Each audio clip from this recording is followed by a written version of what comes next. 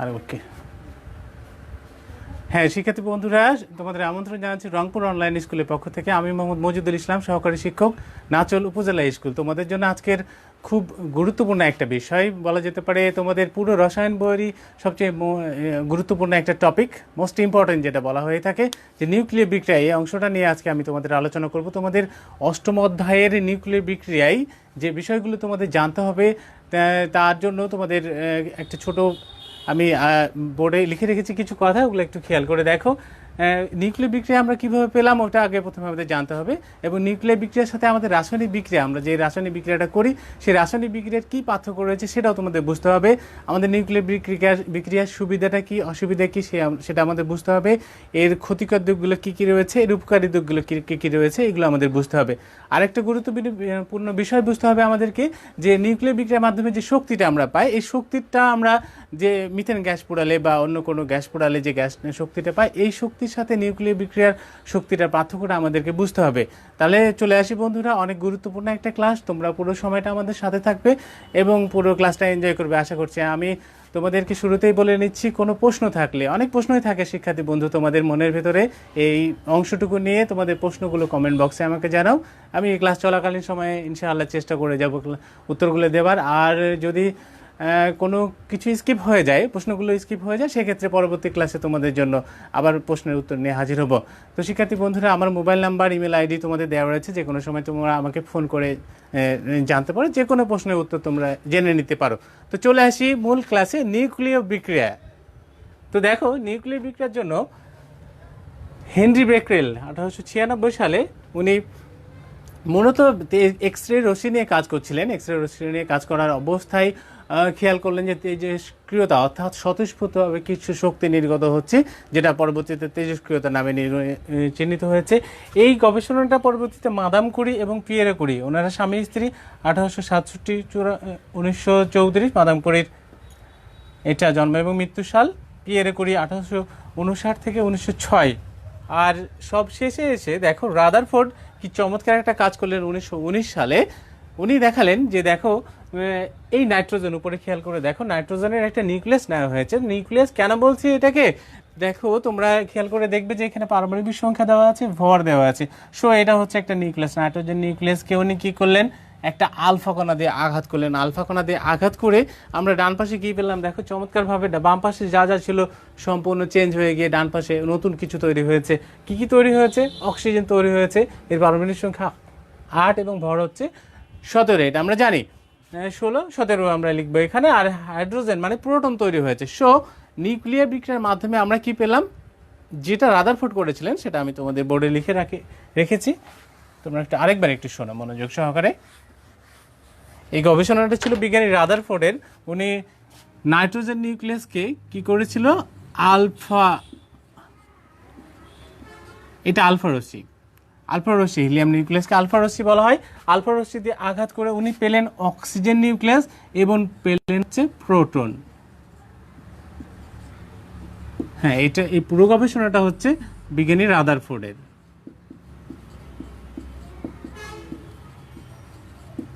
শিক্ষার্থী বন্ধুরা, আমরা রাদারফোর্ডের গবেষণা থেকে পাই যে রাসায়নিক বিক্রিয়ার সাথে আমাদের নিউক্লিয়ার বিক্রিয়ার মূল পার্থক্যটা কোন জায়গায়, একটু খেয়াল করো।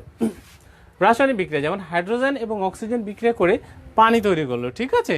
তো পানি তৈরি করার সময় বাম পাশে যা যা ছিল ডান পাশে কিন্তু ঠিক তাই আছে, মানে বাম পাশে পরমাণুগুলো ডান পাশেও আছে, কিন্তু শুধুমাত্র এদের ভৌত অবস্থার পরিবর্তন হতে পারে, অথবা যৌগগুলো পরিবর্তন হয়েছে, মৌলগুলো যৌগে রূপান্তরিত হয়েছে, মানে পুরো কাঠামোটা চেঞ্জ হয়ে গেছে, কিন্তু এদের মৌলগুলো একই অবস্থায় রয়েছে, পরমাণুগুলো যা যা ছিল তাই আছে। দেখো হাইড্রোজেন আছে, অক্সিজেন আছে, ডান পাশে হাইড্রোজেন অক্সিজেন আছে।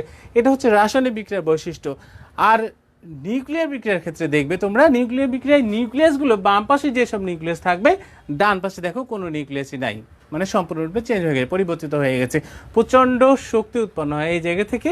এখান থেকে যে পরিমাণ শক্তি উৎপন্ন হয়, এই শক্তি নিয়ে আমি পরবর্তী অংশে আসছি, শেষের দিকটায় এসে আলোচনা করব, নিউক্লিয়ার বিক্রিয়ার শেষের অংশে এসে আলোচনা করব। তাহলে তোমাদের রাসায়নিক বিক্রিয়া হচ্ছে যে মৌলগুলোর সাথে সংযুক্ত, মৌলগুলোর বা মৌলের সাথে যৌগের বা যৌগের সাথে যৌগের সংযুক্ত হয়ে মৌল বা যৌগ উৎপন্ন করার প্রক্রিয়াটা হচ্ছে রাসায়নিক বিক্রিয়া। আর নিউক্লিয়ার বিক্রিয়ার সঙ্গে আমরা কীভাবে করব, কোনো একটা নিউক্লিয়াসকে অন্য একটা নিউক্লিয়াস দিয়ে আঘাত করা বা একটা বড় নিউক্লিয়াসকে ভেঙে ছোট ছোট নিউক্লিয়াসে রূপান্তরিত করা, আবার বলছি ছোট ছোট নিউক্লিয়াসকে একত্রিত করে বড় নিউক্লিয়াস রূপান্তরিত করা, অথবা বড় নিউক্লিয়াসকে ভেঙে ছোট ছোট নিউক্লিয়াসে রূপান্তরিত করা, এই প্রক্রিয়াটাকে বলা হয় নিউক্লিয় বিক্রিয়া। তাহলে আজকের আলোচনার বিষয় হচ্ছে নিউক্লিয় বিক্রিয়া। একটা বিক্রিয়া আমি উল্লেখ করে রেখেছি, তোমরা এটা লিখে নিতে পারো। শিক্ষার্থী বন্ধুরা, নিউক্লিয় বিক্রিয়ার সংজ্ঞা থেকে আমরা দুটো সিদ্ধান্তে উপনীত হয়েছি। তোমরা আমার কথা মনোযোগ সহকারে শুনেছে নিশ্চয়ই, যে আমি দুটো কথা বলেছিলাম। একটা হচ্ছে যে একটা বড় নিউক্লিয়াস ভেঙে গিয়ে ছোট ছোট নিউক্লিয়াসে রূপান্তরিত হবে। আর একটা গুরুত্বপূর্ণ কথা বলেছি যে বড় নিউক্লিয়াস না, ছোট ছোট নিউক্লিয়াসগুলো একত্রিত হয়ে বড় নিউক্লিয়াসে রূপান্তরিত হবে। তাহলে দুটো বিষয়, একটা হচ্ছে বড়কে ভেঙে ছোট ছোট তৈরি করা, আর একটা হচ্ছে ছোটগুলো একত্রিত হয়ে বড় তৈরি হওয়া। বড় ভেঙে ছোট তৈরি করা, এটাকে বলা হচ্ছে ফিশন। ফিশন মানে ভেঙে যাওয়া, বিভাজিত হয়ে যাওয়া, ফিশন। ঠিক আছে, নিউক্লিয়ার ফিশন। তাহলে ফিশন আগে লিখি আমি।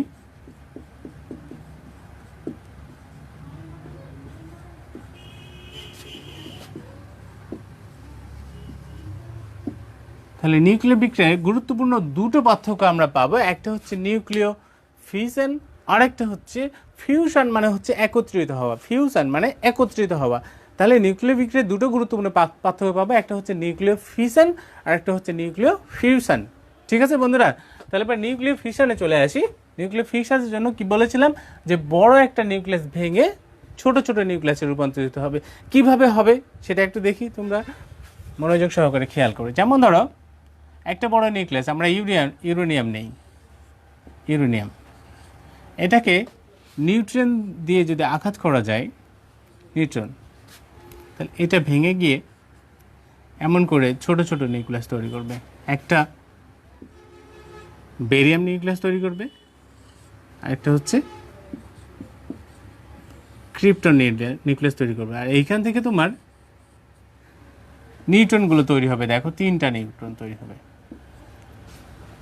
সো শিক্ষার্থী বন্ধুরা, আবার একটু বলি তোমাদেরকে, খুব সহজভাবে আমি ব্যাখ্যা করার চেষ্টা করছি পুরো বিষয়টা, যেন তোমরা খুব সহজে বিষয়টা গ্যাদার করতে পারো।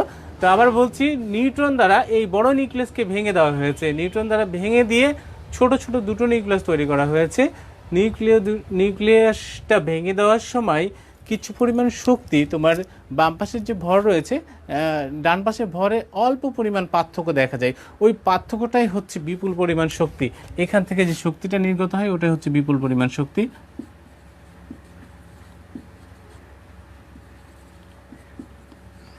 এই শক্তির ব্যাখ্যায় আমি পরে আসতেছি, ক্লাসের শেষের দিকে আসতেছি, ব্যাখ্যাতে পরে আসছি। তাহলে পরে কি বললাম, যে বড় নিউক্লিয়াসটা ভেঙে গিয়ে ছোট ছোট নিউক্লিয়াস তৈরি করলো, এটা হচ্ছে নিউক্লিয় ফিশন।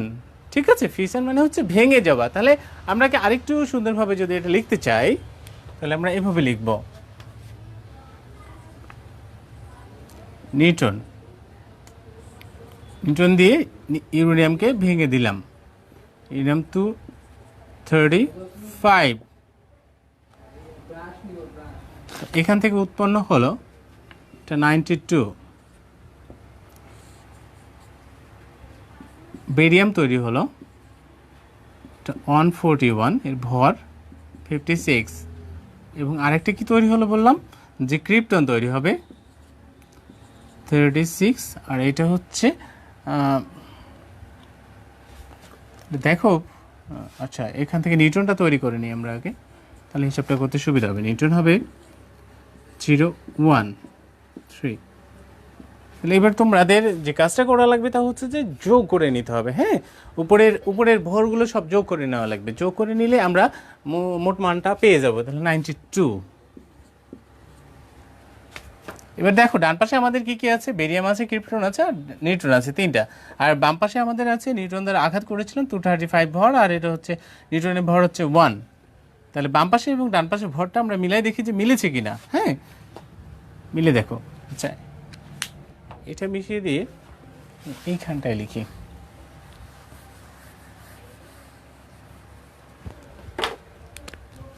তাহলে বামে আছে, বাম পাশে দেখো, বাম পাশ মানে হচ্ছে, বাম পাশে হচ্ছে 1 + 235 ইকুয়াল হচ্ছে 236। এবার ডান পাশে দেখো ডান পাশে কতটুকু আছে 141 প্লাস 92 প্লাস হচ্ছে নিউটন আছে 3টা, 3 3 2 5 1 6, ঠিক আছে 236। তাহলে পরে ভরগুলো সমান হয়ে গেছে, উপরে ভরগুলো সমান হয়ে গেছে, আর নিচে দেখো 56 আর 36 এই দুটো যোগফল হচ্ছে 92। সো বাম পাশে 92 আছে, ডান দিকেও 92 আছে, মানে নিচের পারমাণবিক সংখ্যাও সমান হয়ে গেছে। সুতরাং নিউক্লিয় বিক্রিয়াটা ঠিক আছে আমাদের। এবার নিউক্লিয় বিক্রিয়াটা যদি নিউক্লিয় বিক্রিয়া যেভাবে লেখা হয় সেভাবে যদি তুমি লিখতে চাও, আমি বোঝার সুবিধাতে এভাবে লিখলাম।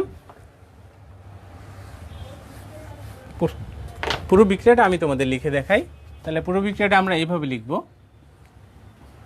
1 প্লাস ইউরেনিয়াম 92 235, আর ডান পাশে আছে আমাদের বললাম বেরিয়াম 141 56 692 প্লাস নিউট্রন 013। এর সাথে আমরা বিপুল পরিমাণ শক্তি পাবো। ওকে শিক্ষার্থী বন্ধুরা, তাহলে আমরা পেয়ে গেলাম আমাদের কাঙ্ক্ষিত ফিউশন বিক্রিয়া। ফিউশন বিক্রিয়ায় আমরা বাম পাশের হিসাবগুলো ডান পাশের হিসাবগুলো মিলিয়ে দিয়েছি। সুতরাং তোমরা শিক্ষার্থী বন্ধুরা খুব সহজেই ফিউশন বিক্রিয়াটা করতে পারবে আশা করছি। তাহলে আমরা কি করেছিলাম যে বড় একটা নিউক্লিয়াস ইউরেনিয়ামকে ভেঙে ছোট ছোট দুটো নিউক্লিয়াস তৈরি করেছি। এরকম অসংখ্য নিউক্লিয়াস তৈরি করা সম্ভব। এইসব নিউক্লিয়াস তৈরি করার সময় কিছু পরিমাণ ভর, সামান্য পরিমাণ ভর কমে যায়। ওই ভরের হিসাবটুকু মানে হারিয়ে যাওয়া ভরটুকু নির্ণয় করার জন্য পরবর্তীতে আইনস্টাইন বিশাল একটা অবদান রেখেছিলেন, যেটা সূত্র হচ্ছে যে E সমান mc স্কোয়ার। ওখান থেকে শক্তিটা নির্ণয় করা যায়। এই শক্তিটা, এই বিপুল শক্তিটাই হচ্ছে আমাদের বিভিন্ন কাজে ব্যবহার করা হয়। ব্যবহারগুলো আমি পরবর্তীতে ব্যাখ্যা করছি। তাহলে ফিউশনটা আমরা খুব সহজে বুঝতে পারলাম আশা করছি। তো এবারে চলে আসো ফিউশন।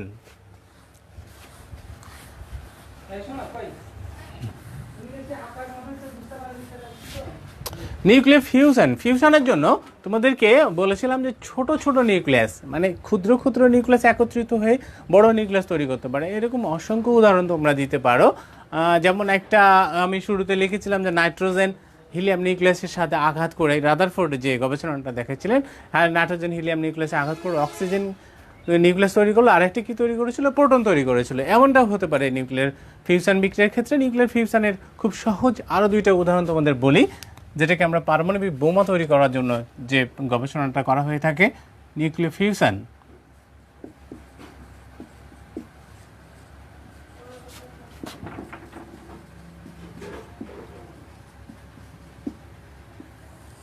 ফিউশন তাহলে বললাম যে ছোট ছোট দুটো নিউক্লিয়াস নেব আমরা।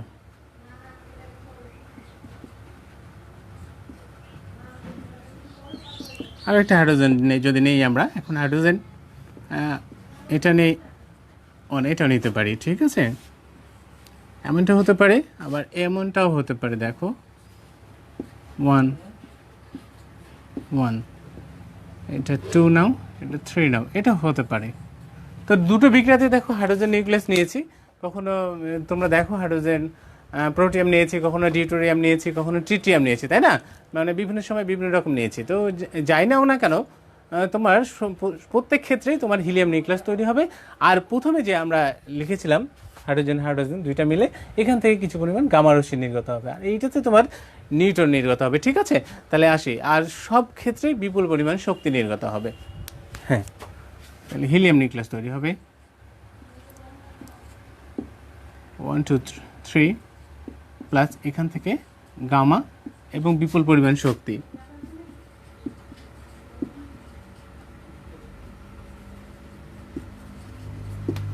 সো এখানে দেখো পারমাণবিক সংখ্যা 2 রয়েছে, সুতরাং এখানেও হিলিয়াম নিউক্লিয়াস তৈরি হবে। আর আমরা 2 3 এটা 4 দেই এবং এর সাথে নিউট্রন নির্গত হবে 0 1 প্লাস বিপুল শক্তি। সো শিক্ষার্থী বন্ধুরা, আমরা প্রত্যেক ক্ষেত্রে দেখলাম যে হিলিয়াম নিউক্লিয়াস তৈরি হয়েছে। দেখো হিলিয়াম নিউক্লিয়াস তৈরি করেছে, তাহলে পরে এই পুরো প্রক্রিয়াটার সাহায্যেই পারমাণবিক বোমা তৈরি করা হয়ে থাকে, যেটা ধ্বংসাত্মক কাজে ব্যবহার করা হয়ে থাকে।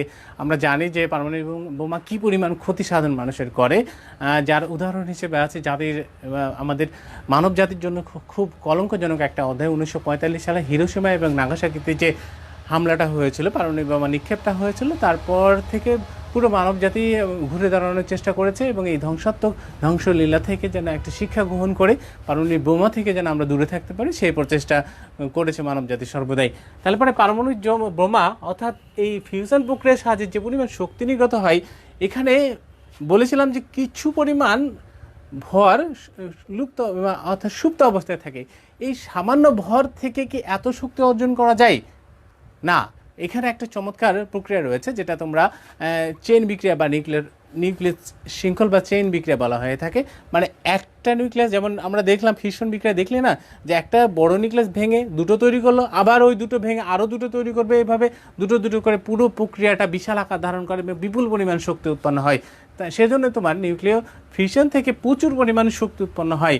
এভাবে একইভাবে তোমার নিউক্লিয় ফিউশন থেকেও প্রচুর পরিমাণে নিউক্লিয়ার চেইন বিক্রিয়ার মাধ্যমে প্রচুর পরিমাণ শক্তি উৎপন্ন হয়, যা এসব ধ্বংসাত্মক কাজে ব্যবহার করা হয়, যেটা আমরা বৈদ্যুতিক ক্ষেত্রে বা বিভিন্ন ব্যবহার যখন আসবো আমরা তখন দেখবো যে কত উপকারী কাজে আমরা এটা ব্যবহার করতে পারি। তা না করে আমরা বিভিন্ন ধ্বংসাত্মক কাজে ব্যবহার করেছি, যেটা আমাদের মানব জাতির জন্য ধ্বংসের কারণ হয়ে দাঁড়িয়েছে। তো শিক্ষার্থী বন্ধুরা, আমরা সেই নেগেটিভ আলোচনায় না যাই, আমরা পজিটিভ দিকে থাকি, আমরা ভালো ব্যবহার করব, ভালো সাথে থাকবো। এবারে চলে আসি ফিউশন বিক্রিয়ার ক্ষেত্রে, যেটা আমি তোমাদের দেখিয়েছিলাম যে ছোট ছোট নিউক্লিয়াস একত্রিত হয়ে বড় নিউক্লিয়াস তৈরি করেছিল। তার মানে দেখো, ছোট নিউক্লিয়াস একত্রিত হয়ে এমন করে বড় নিউক্লিয়াস তৈরি করেছে, ঠিক আছে? তাহলে এইভাবেও তোমার নিউক্লিয় ফিউশন বিক্রিয়াটা আমরা বুঝতে পারি। আরও কিছু নিউক্লিয়ার ফিউশন বিক্রিয়া তোমাদের আমি দেখাচ্ছি, যেটা তোমাদের পরীক্ষায় আসে। যেমন তোমার পুরো বিক্রিয়াটা না লিখে কোনো একটা জায়গায় ব্ল্যাঙ্ক করে রেখে দিলে, এভাবে ফাঁকা রাখছে, তো এখানে হট চিহ্ন দিয়ে রাখলো, প্রশ্নবোধক চিহ্ন। এর উত্তরটা কী হবে? তোমরা খুব সহজেই অ্যান্সারটা করতে পারবে, যেহেতু বাম পাশে হাইড্রোজেন রয়েছে আর ডান পাশে হিলিয়াম রয়েছে এবং পারমাণবিক সংখ্যা যেহেতু হিলিয়ামের 2, সো আমাদের আরও একটি পারমাণবিক সংখ্যা প্রয়োজন, আর এক পারমাণবিক সংখ্যা অবশ্যই হচ্ছে হাইড্রোজেনের। তাহলে এর উত্তরটার ক্ষেত্রে আমরা লিখব, উত্তরটার ক্ষেত্রে আমরা লিখব, দেখো 1 2 প্লাস হাইড্রোজেন তো অবশ্যই হবে। ডান পাশে আমরা ভরগুলো হিসাব করে দেখি, 0 1 4 আর 1 হচ্ছে 5, তাহলে 3 এর সাথে কত যোগ করলে 5 হবে? 2 এর সাথে কত যোগ করলে 5 হবে? 3 হবে। সো এই আনসারটা আমরা পেয়ে গেলাম, ঠিক আছে? এইভাবে কোনো একটা জায়গায় অনেক সময় ব্ল্যাঙ্ক করে দিতে পারে, ব্ল্যাঙ্ক করে দিয়ে বলতে পারে তোমাদের যে এই ফাঁকা জায়গাটুকুতে কি হবে। আরও দু একটা উদাহরণ তোমাদের দেখাই।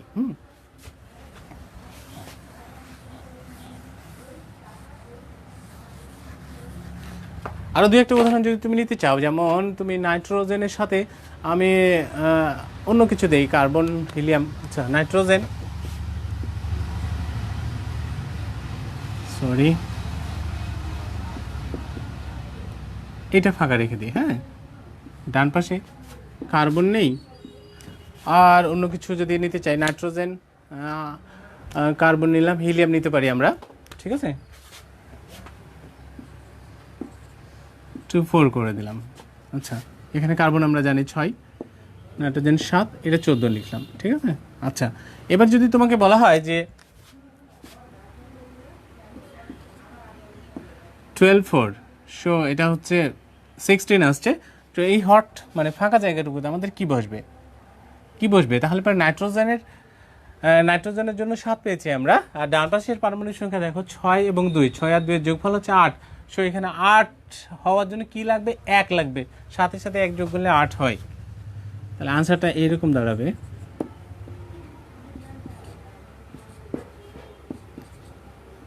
14 প্লাস এটা 1 তো হাইড্রোজেন, সো আমরা 1 পেয়ে গেলাম, আর 12 সাথে 4 যোগ করে 16 হয়েছে, পেয়েছি আমরা 14, সো এখানে আর দুটো হলে আমাদের 16 হয়ে যায়। তাহলে কাঙ্ক্ষিত অ্যান্সারটা আমরা পেয়ে গেছি। সো দেখো, ফিউশন থেকে কিছু প্রশ্ন আসতে পারে, নিউক্লিয়ার ফিউশনের ক্ষেত্রে এই প্রশ্নগুলো গুরুত্বপূর্ণ, যে হট চিহ্ন বসিয়ে দিয়ে বলতে পারে যে এই ফাঁকা জায়গাটুকুতে কি হতে পারে বা কি জাতীয় কি নিউক্লিয়াসটা বসবে। ঠিক আছে শিক্ষার্থী বন্ধুরা, তাহলে এইভাবে খুব সহজেই আমরা অ্যান্সারগুলো করতে পারি। এই পর্যায়ে চলে আসো যে নিউক্লিয় ফিউশন থেকে যে ফিশন থেকে যে বিপুল পরিমাণ শক্তিটা নির্গত হয়েছিল, শক্তিটি সম্পর্কে একটু বলি তোমাদের। বিপুল শক্তি, বিজ্ঞানী আইনস্টাইন ই সমান এমসি স্কোয়ারের সাহায্যে যে শক্তিটা নির্ণয় করেছিলেন। ই হচ্ছে এনার্জি, এম হচ্ছে ভর এবং সি হচ্ছে আলোর বেগ। সেটা তোমরা জানো, আলোর বেগ কত সেটা আমরা জানি, 3 × 10⁸ মিটার পার সেকেন্ড। সব কিছু আমরা জানি। সো এই জায়গাটার পুরো আলোচনা বিষয়টা সম্পূর্ণ উচ্চতর ক্লাসের জন্য, উচ্চ মাধ্যমিকে গিয়ে আলোচনাটা তোমরা বিস্তারিত পাবে। আমি শুধু খুব সংক্ষিপ্ত আকারে তোমাদের বলে রাখি যে যখন বড় নিউক্লিয়াসগুলো ভেঙে ছোট ছোট নিউক্লিয়াস তৈরি করলো, তখন বাম পাশের ভর এবং ডান পাশের ভরের তারতম্য খুব কম একটু পার্থক্য পাওয়া যায়। ওই পার্থক্যটুকু মানে ওই সুপ্ত অবস্থায় যে ভরটুকু থাকে, ওই ভরটুকু থেকে বিপুল শক্তি নির্গত হয়। কিভাবে নির্গত হলো? এই চেন বিক্রিয়ার সাহায্যে। বড় নিউক্লিয়াস ভেঙে ছোট নিউক্লিয়াস হলো, আবার এই ছোটটা ভেঙে আরও ছোট নিউক্লিয়াস তৈরি করছে। দেখো এভাবে অসংখ্য নিউক্লিয়াস তৈরি হয়, এভাবে অসংখ্য নিউক্লিয়াস তৈরি, যেটাকে নিউক্লিয় চেন বিক্রিয়া বলা হয়।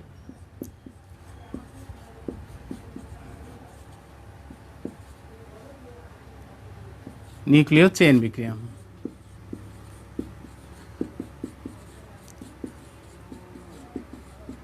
তো শিক্ষার্থী বন্ধুরা বুঝতেই পারছি আমরা নিউক্লিয় চেন বিক্রিয়ার মাধ্যমে বিপুল পরিমাণ শক্তি নির্গত হয়। এখন তোমাদের যদি হিসাবের ক্ষেত্রে বলি, আমি তোমাদের যে 1 মোল মিথেন গ্যাসকে যদি তোমরা পোড়াও তাহলে কত পাবা? 8,91,000 জুল শক্তি পাওয়া যাবে। তোমাদের বইয়ে এটা আছে, হিসাবটা দেওয়া আছে যে 1 মোল মিথেন গ্যাসকে পোড়ালে পাওয়া যাবে 8,91,000 জুল শক্তি। আর যদি 1 মোল ইউরেনিয়ামকে পোড়ালে তোমরা পাবা 2 × 10⁻13 জুল শক্তি। তাহলে তোমরা খুব সহজেই পার্থক্যটা নির্ণয় করতে পারছো যে 2 × 10⁻7 পরিমাণ জুল শক্তি ইউরেনিয়াম থেকে আমরা বেশি পাচ্ছি। সুতরাং বিপুল পরিমাণ শক্তি আমাদের বেশি পাওয়া যায়, সেজন্যই এই বিক্রিয়াটা গুরুত্ব এত বেশি। তাহলে আমি একটু লিখে দিই তোমাদের। তাহলে 1 মোল মিথেন পোড়ালে আমরা পাচ্ছি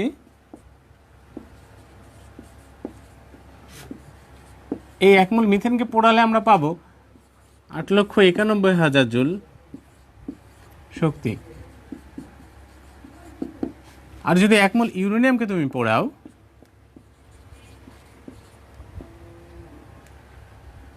ইউরেনিয়াম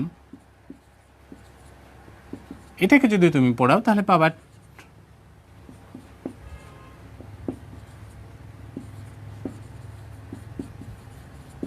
শিক্ষার্থী বন্ধুরা বোঝা যাচ্ছে যে অনেক বেশি শক্তি পাওয়া যাচ্ছে, তাই না? অনেক বেশি শক্তি পাওয়া যাচ্ছে। তাহলে আমাদের শক্তি নির্ণয়ের ক্ষেত্রে যদি আমরা শক্তির তারতম্য করতে চাও, তোমরা মানে দুটো শক্তিকে যদি তোমরা পার্থক্য করতে চাও, 2 × 10⁻13 এবং এখানে আছে তোমার 2 × 10⁻13, মানে তো বুঝতেই পারছো কত বেশি, তাই না? 2 এর সাথে 13টা শূন্য যোগ হবে, 1 2 1 2 1 2 1 2 1 2, কত লিখলাম? অনেক বেশি লিখছি। 1 2 3 4 5 6 7 8 9 10 11 12 13। সো 80, এত জুল শক্তি উৎপন্ন হবে, অনেক বেশি, তাই না? এত শক্তি উৎপন্ন হবে। তো এই শক্তির সাথে এই শক্তি যদি তুলনা যাও, তুমি ধরো খুব সামান্য বোঝা যাচ্ছে যে 2.2 × 10⁻7 জুল, এত কম বেশি হয়ে যাচ্ছে। 2.2 × 10⁻7 জুল শক্তি কম বেশি হয়ে যাচ্ছে। এই শক্তিগুলো ব্যবহার করেই আমরা এই যে দেখো এই টপিকটা বিদ্যুতের ক্ষেত্রে আমরা ব্যবহার করছি। বিদ্যুতিক শক্তি উৎপন্ন করে আমাদের কলকারখানার শিল্প ক্ষেত্রে ব্যবহার করছি এবং দেশকে উন্নতির পথে নিয়ে যাচ্ছি। এটা আমরা সবাই জানি। আমাদের বাংলাদেশের চেষ্টা করছে এবং রূপপুর পারমাণবিক বিদ্যুৎ কেন্দ্র স্থাপনও হয়ে গেছে, রাশিয়ার সাথে চমৎকার একটা চুক্তি রয়েছে। আর তোমাদের একটু বলে রাখি, আমি তোমাদের জানার সুবিধার্থে বলি, একটা সমালোচনা অনেক সময় শোনা যায় যে পারমাণবিক বিদ্যুৎ কেন্দ্র বিস্ফোরণ হলে যেমন জাপানের ফুকুশিমায় হলো, বা তোমার ইউক্রেনের যেভাবে হয়েছে চেরনোবিল বিস্ফোরণ যেগুলো হয়েছিল, এসবের মূল কারণটা হচ্ছে যে তোমার ভূমিকম্প, মূলত ভূমিকম্প প্রবণ এগুলো এলাকায় কিন্তু এগুলো ক্ষতিগ্রস্ত হওয়ার সুযোগ থাকে। কিন্তু আমাদের দেশটা মোটামুটি আল্লাহর রহমতে নিরাপদই বলা যেতে পারে। আমরা ভূমিকম্প প্রবণ এলাকা যেহেতু নই। আর রূপপুর পারমাণবিক বিদ্যুৎ কেন্দ্র তোমরা ঘুরে আসবে, নিশ্চয়ই দেখে আসবে। ওই এলাকাটা মোটেও ভূমিকম্প প্রবণ নয়, যদিও সব কিছুই আল্লাহ পাকের উপর নির্ভর করে। আমরা সবাই আল্লাহ পাকের কাছে দোয়া করবো যে আমাদের জন্য সব কিছু সহনশীল হয় এবং ভালো হয়। তো তোমাদের যেটা জানার জন্য বলছিলাম যে পারমাণবিক বিদ্যুৎ কেন্দ্র থেকে যে শক্তিটা নির্গত হয়, মানে যে নিউক্লিয় শক্তিটা নির্গত হয়, তেজস্ক্রিয়তাটা নির্গত হয়, এর চাইতে সূর্য থেকে যে রশ্মিটা নির্গত হয় ওই তেজস্ক্রিয়তার পরিমাণ প্রায় 2000 গুণ বেশি। তোমাদের বোঝার জন্য বলছি যে আমাদের ক্ষতির পরিমাণটা কত কম, সেজন্য ভয় পাওয়ার কোনো কারণ নেই। 2000 গুণ বেশি শক্তিশালী হচ্ছে তোমার তেজস্ক্রিয়তা, শক্তিশালী হচ্ছে সূর্য থেকে নির্গত রশ্মি। মানে সূর্য রশ্মিটার যে ক্ষতিকর দিকগুলো রয়েছে এটার চাইতে তেজস্ক্রিয়তা, মানে রূপপুর পারমাণবিক বিদ্যুৎ কেন্দ্রে যে বৈদ্যুতিক শক্তি উৎপন্ন হবে, এটার জন্য যে আমাদের নিউক্লিয়ার প্ল্যান্ট রয়েছে এখান থেকে যে এনার্জিটা তৈরি হবে, এজন্য আমাদের ক্ষতির পরিমাণটা ভাবার অবকাশ নেই যে আমাদের অনেক বেশি ক্ষতি হয়ে যাবে। না, এটা হতে দেওয়া যাবে না, এটা সম্পূর্ণ ভুল ধারণা। এগুলো হচ্ছে যে ভুলভাবে আমাদেরকে বোঝানো হয়। তো শিক্ষার্থী বন্ধুরা, এগুলো অনেক পজিটিভ দিক রয়েছে, পজিটিভ দিকগুলো নিয়েই আমরা আলোচনা করব। দেখো, ব্যবহারের আমি লিখে রাখছি প্রথমে সালোক সংশ্লেষণ, খুব সহজ বিক্রিয়া, তাই না? সালোক সংশ্লেষণ এবং শ্বসন পরস্পরের হচ্ছে পরিপূরক। মানে প্রাণীদের ক্ষেত্রে, মানে আমাদের ক্ষেত্রে হয় শ্বসন বিক্রিয়া, আর উদ্ভিদের ক্ষেত্রে হয় সালোক সংশ্লেষণ বিক্রিয়া। আমরা বিক্রিয়াটা খুব সহজেই করে নিতে পারি, কিন্তু এই জটিল প্রক্রিয়াটা আবিষ্কার করতে বেশ কাঠখড়ি পোড়াতে হয়েছে বিজ্ঞানীদেরকে, এবং এটা সম্ভবপর হয়েছে শুধুমাত্র এই নিউক্লিয়ার বিক্রিয়ার সাহায্যে, তেজস্ক্রিয়তার সাহায্যে। তো শিক্ষার্থী বন্ধুরা, এটা অনেক বড় একটা অবদান রয়েছে তেজস্ক্রিয়তা সালোক সংশ্লেষণ বিক্রিয়ার ক্ষেত্রে। তারপরে দেখো, চিকিৎসা ক্ষেত্রে আমার মনে হয় তোমরা আইসোটোপ পড়ার সময় অনেক কিছু পড়ে আসছে, যেমন কোবাল্ট-60 টিউমার অবস্থা নির্ণয় করে, কোবাল্ট-60 আবার টিউমার ধ্বংস করে, কেমোথেরাপিতে ব্যবহার করা হয়। থাইরয়েড গ্রন্থির ক্যান্সার হলে পরে আমরা জানি যে আয়োডিন-131 ইউজ করা হয়। এরকম অনেক কিছু আমরা জানি, এটা আমরা জেনে আসছি, সুতরাং ওই বিস্তারিত আলোচনায় যাচ্ছি না। তোমাদের শুধু এটুকু বলে রাখি যে চিকিৎসা ক্ষেত্রে বিপুল পরিমাণ অবদান রেখে যায় তেজস্ক্রিয় বিক্রিয়া, যেটা আমাদের অভাবনীয়। বিজ্ঞানীদের এখানে অবদান অনেক অনেক বেশি। কৃষিক্ষেত্রে কৃষিজাতীয় যেসব দ্রব্য রয়েছে উচ্চ ফলনশীল করার জন্য, বীজের মান, গুণগত মান পরিবর্তন করার জন্য, এইসবের কারণে আমাদের যে ফলন বৃদ্ধি পাচ্ছে, এটার মূল অন্যতম প্রধান কারণে হচ্ছে এই তেজস্ক্রিয়তা বা নিউক্লিয়ার বিক্রিয়া। বিদ্যুৎ ক্ষেত্রে বলছিলাম যে বৈদ্যুতিক কেন্দ্রগুলোতে নিউক্লিয়ার প্ল্যান্ট স্থাপনের সাহায্যে প্রচুর পরিমাণ শক্তি নির্গত হবে, প্রচুর শক্তি পাওয়া যাবে। এই শক্তিটা ব্যবহার করে আমরা বৈদ্যুতিক ক্ষেত্রে স্বাবলম্বী হতে পারবো, যেটা বাংলাদেশ চেষ্টা করছে। ইনশাআল্লাহ আমরা সেই শক্তিটা পেয়ে যাব। খাদ্য সংরক্ষণে পচনশীল খাদ্যদ্রব্য দীর্ঘ সময় রাখার জন্য তেজস্ক্রিয়তার চমৎকার একটা ব্যবহার রয়েছে, যেগুলো পচনশীল খাদ্যদ্রব্য রয়েছে। তাছাড়া দেখা গেলো যে কোনো গাছে ফল রয়েছে, দীর্ঘদিন ফলটাকে গাছে রেখে দেওয়া যাবে সজীব অবস্থায়, এটাও তেজস্ক্রিয়তার সাহায্যে করা যায়। কীট পতঙ্গ নিয়ন্ত্রণের জন্য গাইগার মুলার কাউন্টার ব্যবহার করা হয়ে থাকে, যেটার সাহায্যে তোমার খুব সহজেই কীট পতঙ্গ নিয়ন্ত্রণ করা যায় তেজস্ক্রিয়তার সাহায্যে। শিল্পক্ষেত্রে নানারূপ ব্যবহার রয়েছে। শিল্পক্ষেত্রে যে কাজটা সবচেয়ে বেশি ব্যবহার করা, অনেক বড় বড় কন্টেনার রয়েছে, ছিদ্র খুঁজে পাওয়া যায় না, ছিদ্র খুঁজে ক্ষেত্রে তেজস্ক্রিয় রশ্মিগুলো ব্যবহার করা হয়। বা দেখা গেল ময়লা পরিষ্কার করার ক্ষেত্রেও তেজস্ক্রিয় রশ্মি ব্যবহার করা হয়। অনেক বড় বড় কাজ রয়েছে, তোমরা বিস্তারিত বই পাবে আশা করি। খুব গুরুত্বপূর্ণ একটা আলোচনা, বয়স নির্ধারণ, তাই না? বয়স নির্ধারণের জন্য তোমাদের একটা শব্দ জেনে রাখতে হবে, কার্বন-14 ডেটিং। শব্দটা হচ্ছে কার্বন-14 ডেটিং।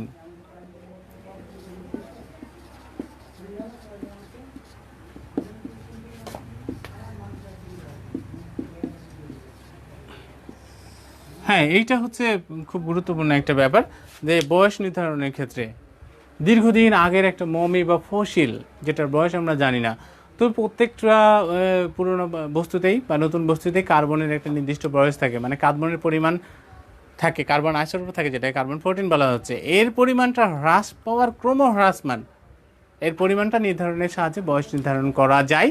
এটা নিয়ে বিস্তারিত আলোচনা আমাদের উচ্চ মাধ্যমিক রয়েছে। একটু শুধু বলে রাখি আমি, যে তুমি যদি অধ্যায়ু কথাটা শুনে থাকো, তাহলে টি-হাফ অর্থাৎ অধ্যায়ের বয়স হচ্ছে তোমার 55-68 বৎসর ধরা হয়ে থাকে। এখন কোনো একটা মমির বয়স যদি তুমি নির্ণয় করতে চাও বা ফসিলের বয়স নির্ধারণ করতে চাও, তাহলে এই আইসোটোপটার সাথে ফসিলের আইসোটোপের তুলনা করে খুব এই প্রক্রিয়াটা, হ্যাঁ, পুরো সেখানে আমি তোমাদের সাথে ছিলাম, নিউক্লিয়ার বিক্রিয়াটা বোঝানোর চেষ্টা করেছি। আশা করি তোমরা বুঝতে পেরেছো। পরবর্তী ক্লাসে আবারও দেখা হবে। ভালো থাকো সবাই। আসসালামু আলাইকুম।